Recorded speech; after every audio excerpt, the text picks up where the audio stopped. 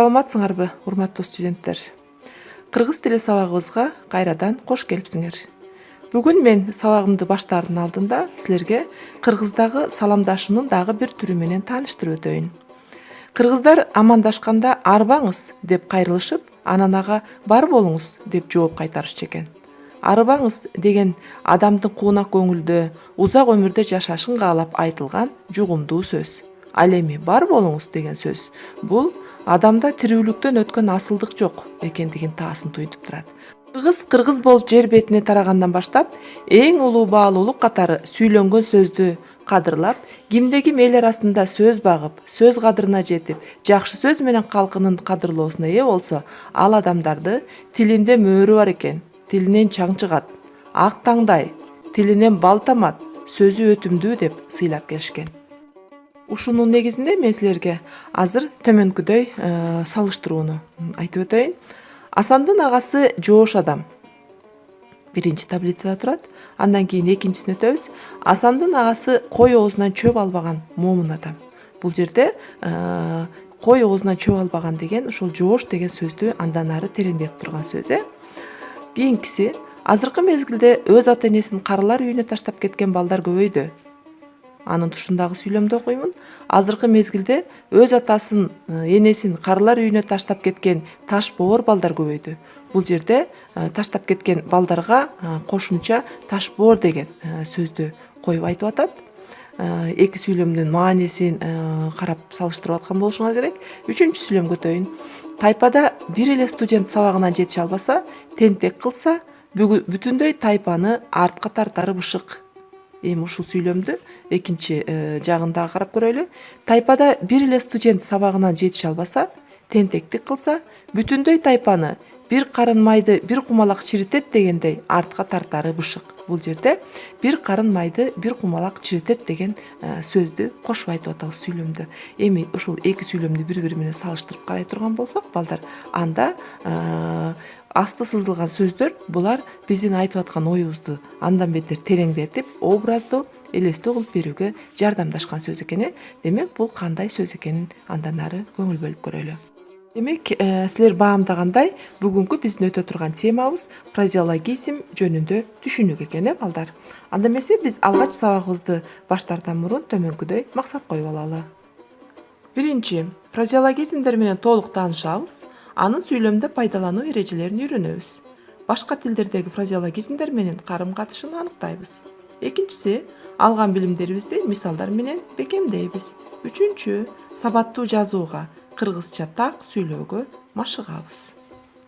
Фразеология грек тилинен алынган жана бизге которгондо туюнтма, кеп түрмөгү дегенди түшүндүрөт.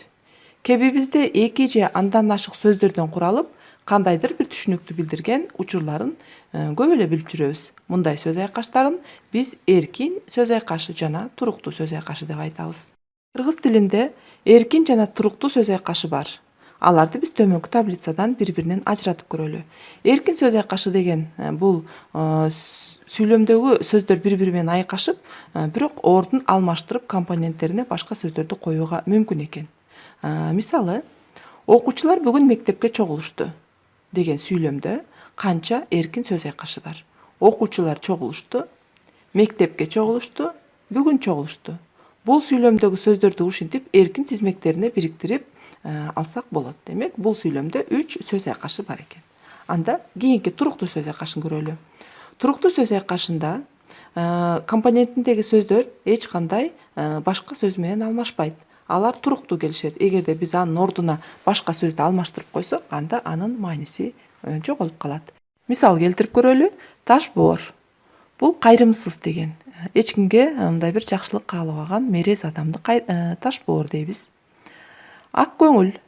Бул берешен, колунан жакшылыгын аябаган адамдар. Мурдун балта кеспеген. Бул кенебеген адамдар, эч нерсени тоотпогон. Желтаман. Бир жерге тура албаган, аягы жер сай таппаган адамды биз желтаман деп коебуз. Эми карап көрөсүңөр. Таш анан боор деген эки сөз бири-бирине байланышуу аркылуу анан кайрымсыз адамды түшүндүрөт. Ал эми ак көңүл дегенде ак анан көңүл деген эки башка сөз биригип келтирип анан жаңы маанидеги сөздү түзүп атат да балдар. Демек, мына ушинтип компонентиндеги эки же андан ашык көп сөздөрдөн туруп бир мааниге ээ болуп, бирок башка сөз менен алмаштырууга мүмкүн болбогон сөз айкаштарын биз туруктуу сөз айкашы деп айтат экенбиз да. Мисалы, жел таман дегенде биз желдин ордуна анын синоними шамалды коюп, шамал таман десек, анда ал фразеологиялык сөздүн мааниси түшүнүксүз болуп калат. Сөз айкашы же фразеологизмдин өзгөчөлүктөрү кандай? Фразеологизм башка тилге которууга болбойт. Бир нече сөз тизмектеринен турат. Тилибизде фразеологиялык сөздөр ачыктыкты, тактыкты берип, сөз тизмектеринен ажыратууга мүмкүн болбогон, айтылган ойду образдуу, элестүү чагылдырып берген сөздөрдү биз фразеологиялык сөз айкаштары деп айтат экенбиз. Фразеологизмдерди жогоруда башка тилге которулбайт. Бирок ошол тилде окшош варианты же эквиваленти болот деп айттык. Бирок кыргыз тилинде айтылган фразеологиялык айкаштар өзбек тилинде да дал эле ошондой мааниде айтыларын биз бүгүнкү сабагыбызда ажыратып байкап көрөбүз. Мисал келтирип көрөбүз. Ерге урса көккө сапчийди, жерге урса көккө чапчыйт деген маанилерин карасаңар окшош. Кулагыдан күн көрүнөдү, кулагынан күн көрүнөт. Колу гүл, колу гүл. Колудан барчасы келеді, колунан баары келет. Бир ок менен икки коянны отады, бир ок менен эки коен атат. Тегирманга ташласа бүтүн чыгады, тегирменге салса куру чыгат. Бүтүн чыгат деген сөз. Кой аазыдан чөп алмаган, кой оозунан чөп албаган. Хамырдан кил сыырыгыдай, камырдан кыл сууругандай. Бошу османга етти, башы асманга жетти. Допписini османга отты, калпагын асманга ыргытты. Оозу кулагыда, оозу кулагында. Буруну көтөрүлгөн, мурду көтөрүү, мурдун көтөрүп калыптыр го деген мааниде. Биз жогорудагы келтирилген фразеологизмдердин кыргыз жана өзбек тилинде окшош айтыларын билдик. Тыбыштык жагынан гана бир аз айырмаланбаса, мааниси жагынан бирдей гана түшүнүктүү бере аларына күбө болдуңар. Буга эки элдин нечен кылымдардан бери катнаш, бирге жашап, тарыхы, маданияты, жашоосу, салт санасы окшош болгондугуна байланыштуу деп жыйынтык чыгарууга болот. Түрк тилдүү элдердин катарын толуктаганын да жакшы билесиңер. Бирок бардык эле фразеологиялык сөздөр мааниси жагынан окшош боло бербесин дагы биз белгилеп кетишибиз керек. Эмесе төмөнкү мисалдар менен карап көрөлү. Бизде бардык эле окшош боло турбайбы фразеологиялык сөздөр деп ойлоп калбагандай, төмөнкү мисалдарды мен келтирейин силерге. Эгерде өзбек тилинде елоннин йогуну ялаган деген туруктуу сөз айкашы бар болсо, бул кыргыз тилинде эки адамды же эки элди бири-бирине кайраштырган деген маанини билдирет. Кыргыз тилинде мындай туруктуу сөз айкашы кезикпейт. Кыргыз тилинде окшош маанисине жакын келген куйтан ойнотуу деген сөз айкашы бар. Демек, елоннин ягыны ялаган деген сөзгө биз эквиваленти ошого окшош куйтан ойнотуу дегенди айтсак болот экен. Ал эми тарбузу колтугудан түшүп кетти деген фразеологиялык сөз бул чочуп кетүү деген түшүнүктү берет. Муну кыргыз тилинде жүрөгү оозуна тыгылды, жүрөгү түштү деген сыяктуу туюнтма менен бере алабыз. Суу куйгандек жымжытлык деген сөз айкашы бул тынчтык, жымжырттык деген түшүнүктү берсе, кыргыз тилинде бул фразеологизмдин төмөнкүдөй эквиваленти бар. Чымын учса угулгандай тынчтык. Эмесе балдар, азыр мен силерге бир канча фразеологиялык айкаштарды берейин. Силер ошонун маанисин чечмелегенге аракет кылып көрөсүңөр. Мен жана дагы жогоруда түшүндүрүп кеттим. Өзбек тилиндеги жана кыргыз тилиндеги фразеологиялык сөздөр бири-бирине окшош келет экен. Мына ошого карап туруп, анан ушул сөздөрдүн маанисин биз чечмелеп көрөлүк. Колу ачык, көзү каныккан, буту үзүлгөнчө чуркоо, карышкырга кой кайтартуу, мурдунан жетилөө, мурдуна суу жетүү, беш өрдөгүн учуруу, көз ачып жумганча, төөнү бучкакка чапкандай. Маанисин чечмелегенге аракет кылдыңар болуш керек. Анда мен туура варианттарын көргөзүп берейин. Силер салыштырып көргүлө өзүңөрдүкү менен. Колу ачык бул берешен деген сөз, эчтекесин колунан аябаган. Көзү каныккан бул иштин көзүн билип калган адам бардык нерсени өзүнүн мындай кырааты менен жасаган. Буту үзүлгөнчө чуркоо, аябай мээнет кылуу, иштөө, эмгекчил адамды түшүнөбүз. Карышкырга койгой тартуу, душманга ишенүү. Анын душман экенин билбей, ишенип алган адамды айтып коет. Бул карышкырга койгой тарткан турбайбы деп. Мурдунан жетелөө, баш ийдирип алуу. Мурдуна суу жетүү, кыйынчылыкты тартуу, түшүнүү. Демек башында эчтекени сезбей жүргөн болсо, кийин мунун мурдуна суу жетип калыптыр. Мурдун көтөрүп жүрчү эле деген мааниде айтылып калат да. Демек бардык нерсени, жакшылыкты, жамандыкты түшүндү деген мааниде. Бешөрдөгүн учуруу, бул калп айтуу. Калпычы адамдарды бешөрдөгүңдү учурбачы деп айтышат. Көз ачып жумганча, аябай тез. Төөнү бучкакка чапкандай, катуу тез-тез сүйлөө. Демек акырын сүйлөчү ай, төөнү бучкакка чапкандай кылбай, түшүнбөй баратам деп айта турган болсо. Биз дагы фразеологиялык айкаштарды мүмкүн болушунча чечмелеп алганга дагы аракет жасадык. Анда эмесе мен силер менен төмөнкү Алай ханышасы деген текстти окуп беремин. Ошол тексттин ичинен силер байкаган фразеологиялык сөздөрдү терип жазганга аракет кыласыңар. Алай ханышасы. Кара кыргыз каникеси деп төгөрөктүн төрт бурчуна атагы чыккан Курманжан датка жалпы жумурай журтка таанымал болгон. Анын кадыр баркын сыйлап, кыргыз жеринин туш тарабынан күн сайын меймандар келип турушкан.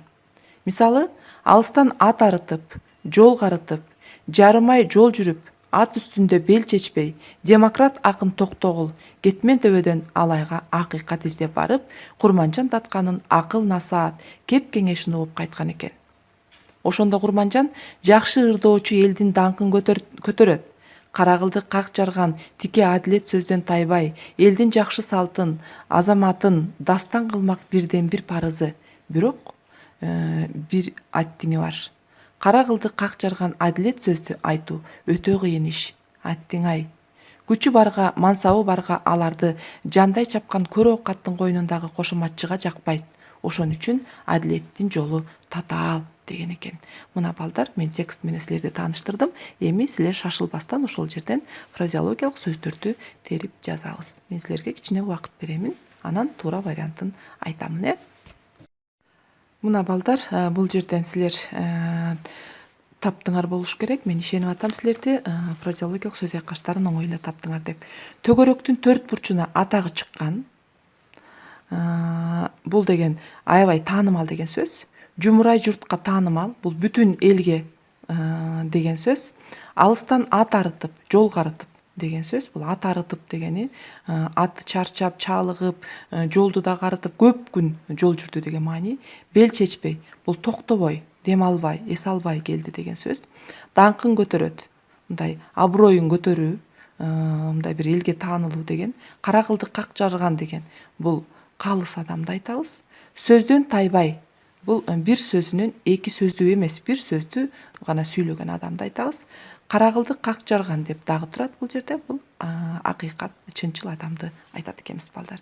Мынакей, мына ушундай текстти кандай гана текст болбосун, аны образдуу, элестүү, таасирдүү, түшүнүктүү кылып жазыш үчүн биз ушундай туруктуу сөз айкаштарын, башкача айтканда фразеологиялык тизмектерди колдонот экенбиз. Өзүңөр баамдагандай балдар, кыргыз тили абдан бай тил. Анткени ар бир биз айта турган оюбузду не бир керемет асыл кептер менен так, даана, уккулуктуу кылып бере алабыз. Биздин тилибиздин бай экенин Манас эпосунан баштап эч кандай даярдыксыз эле сахнага чыгып төгүп ырдоо касиетине ээ акындарыбызга чейин мактанып айтсак да аздык кылат. Бекеринен Манас эпосу дүйнөдө теңдешсиз, көлөмдүү жана окуяга бай деп бааланбаган чыгар. Эмесе балдар, азыр биз дагы бир өзүбүздүн ой жүгүртүүбүздү бекемдөө, сөз тапкычтыгыбызды мындай бир арттыруу максатында төмөнкү мен сүрөттөрдү көргөзөмүн. Силер ошол сүрөткө карап фразеологиялык сөздөрдү айтсаңар болот. Кааласаңар өзбек тилинде айткыла, анан аны кыргыз тилине которгонго аракет кылып көрөбүз. Биринчи сүрөттү көргөзүп атам, карап көңүл бөлгүлө. Ушул сүрөткө карап биз кандай фразеологиялык айкашты тапсак болот. Эгер тапкан болсоңор, анда мен дагы силерге кошумча кылып көргөзүп берейин. Бул сүрөткө карата колу кыска же колунан кокон тыйын келбөө деген фразеологиялык айкаштарды келтирсек болот. Себеби колу тиги кийген кийиминен сыртка чыкпай тургандыгын карап туруп мына ушундай фразеологиялык айкаштарды таптык. Кийинки экинчи сүрөттү карап көргүлө. Бул жерде тишин өгөөлөп атат. Өгөө менен. Демек, ушуга дагы айтканга аракет кылалы. Албетте, муну силер оңой эле табасыңар. Бул тишин кайроо, бирөөгө жин келүү, жинденүү, ошого өчөшүү деген маанини түшүнсөк болот. Андан кийинки сүрөтүбүздү карайсыңар. Бул мурдунан байлап кетип баратат. Муну оңой эле таптыңар болуш керек. Бул мурдунан жетелетүү деген маанини түшүндүрөт. Себеби ал эч кимге өз алдынча боло албай, ар кимдин жетегинде ошого баш ийип кете берген адамды мурдунан жетелетип алыптыр деген маанини айтат. Андан кийинки сүрөтүбүздү карагыла. Бул жерде балта менен мурунду чаап атат. Муну да оңой эле таптыңар болуш керек. Бул мурдун балта кеспеген деген маанини түшүндүрөт. Бул эч нерсени тоотпогон, ар бир нерсени мындай өз учурунда жасабай, кенебеген адамды биз ушундай фразеологиялык айкаш менен айтсак болот экен. Андан кийинки сүрөттү карап көргүлө. Бул жерде чачтары тике карап турат. Буга биз кандайча сөз айкашты, туруктуу сөз айкашын айтсак болот. Албетте, бул коркуп кеткенде же бир нерсеге чоочуп кеткенде биз төбө чачы тик турду деп айтабыз. Мына ушул фразеологиялык айкаш ушул жерге туура келет экен балдар. Андан кийинки сөз айкашын карагыла. Бул жерде аңчы эки коёнду атып атат. Болгондо дагы мылтыгынын эки эмеси турат, ата турган жери. Демек, муну биз айтып коебуз. Бир ок менен эки коёнду атуу деп айтсак болот. Демек, бир нерсени, ар бир нерсени мындай өзүнчө жасабастан, мындай бир дароо эле бардык нерсени бүтүрүүгө аракет жасаган ушундай эпчил адамды биз ушундай фразеологиялык айкаш менен атап алсак болот экен. Урматтуу балдар, мына ушинтип биз фразеологиялык сөз айкаштарын силер менен таанышып, ар кандай сүйлөмдөрдө колдонулуш эрежелерин көрдүңөр. Сүрөттөр аркылуу дагы фразеологиялык айкаштарды тапканга аракет жасадыңар. Жана тексттин ичинен дагы фразеологиялык тизмектерди таптык. Демек, мына ушундай бир канча машыгууларды, көнүгүүлөрдү жасоо аркылуу биз аз да болсо өзүбүздүн сөз байлыгыбызга жаңы туруктуу сөз айкаштарын толуктадык жана калыптандырдык. Демек, биздин сөз байлыгыбыз дагы да кеңейип калды деген ишеничте болоюн. Ошондой эле балдар, силер эми андан ары фразеологиялык маалыматтарды кошумча алыш үчүн төмөнкүдөй адабияттарды пайдалансаңар болот. Мисалы, Абдуллаевдин азыркы кыргыз тили Бишкек, Кыргызстан 98-жылы чыккан китеби бар. Экинчибиз азыркы кыргыз тили адабий тили деген фонетика, лексика, лексикография, морфология, синтаксис, фразеология, стилистика, текст таануу жана лингвистика бөлүмдөрү камтылган китеп бар. Бишкек 2009-жылы чыккан. Мына ошол китептен силер фразеология деген бөлүмүн ачып, ошол жерден дагы жаңы фразеологиялык сөз тизмектери менен таанышып, аны пайдалануу өзгөчөлүктөрүн үйрөнсөңөр болот. Ошондой эле Акунованын, Чокошеванын кыргыз тилинин практикалык курсу деген биринчи, экинчи бөлүмү бар. Бишкектен 2012-жылы чыккан. Жана Акунова менен Намазбеков, Өмүровалардын азыркы кыргыз тили деген дагы китеби бар. Мына ушул китепти да карасаңар болот.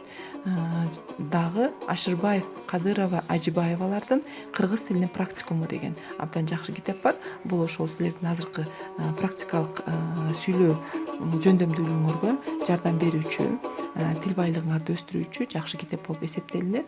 Мына ушул жерде дагы фразеологиялык сөз тизмектери колдонуу өзгөчөлүктөрү жөнүндө маалыматтар бар. Бул Бишкектен 2009-жылы жарык көргөн балдар. Мына ушундай кошумча адабияттарды жана фразеологиялык сөздүктөр бар. Ошол фразеологиялык сөздүктөрдөн туруктуу сөз айкаштарынын маанилерин, чечмеленишин, алардын баягы сүйлөмдө колдонууда түшүнүп, жазууга жардам берүүчү жакшы сөздүк жана билбеген анча-мынча кыргызча сөздөрдү силер кыргызча, орусча, же болбосо орусча, өзбекче же өзбекче, орусча сөздүктөр менен пайдаланып дагы өз билимиңерди өркүндөтүп, тереңдетсеңер болот. Урматтуу балдар, бүгүнкү сабагыбыз абдан мазмундуу, түшүнүктүү жана кызыктуу болду деп эсептеймин. Силер дагы ушул сабакта эки тилдин ортосундагы байланышты, карым-катышты ажыратып, бири-бири менен салыштырып үйрөнгөнгө аракет жасадыңар. Бүгүнкү сабакка активдүү катышып көңүл бурганыңар үчүн силерге чоң рахмат. Кийинки сабакка көрүшкөнгө чейин саламатта болгула.